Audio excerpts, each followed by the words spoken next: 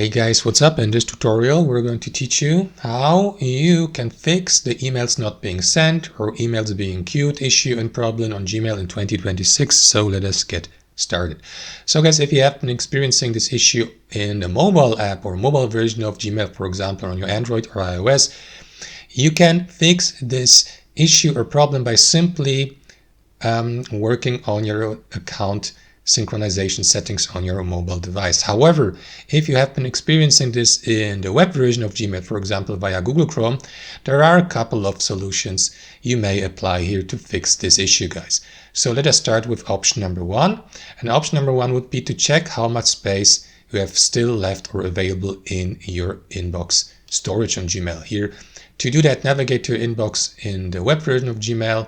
And you can do that by navigating to your inbox or to your account settings or to any other part of your inbox. It doesn't matter. All you need to do, guys, is scroll to the very bottom of the page, and in the bottom left corner you will see the percentage of storage you're currently using. In my case, it is 8% of a maximum of 15 GB in my Gmail inbox. So I have still 92% left, which is enough space to store more conversations, threads, and emails. If you ever, guys, are 100% or close to 100%, this problem may occur that these emails are not being sent or queued, these outgoing emails. So in this case, the solution would be to navigate to inbox and to simply delete emails, threads, and conversations you don't need anymore.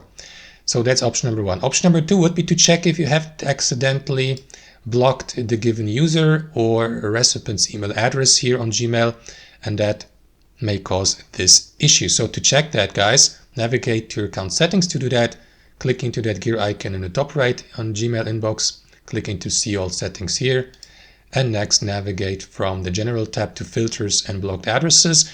And below, guys, you will see that list here of email addresses you have blocked so far, be it accidentally or on purpose. So if you find that recipient's email address here wrongfully put on that list, guys, simply unblock the given user by selecting the checkbox to the left and by clicking into this button, or you may directly click into unblock here to the right.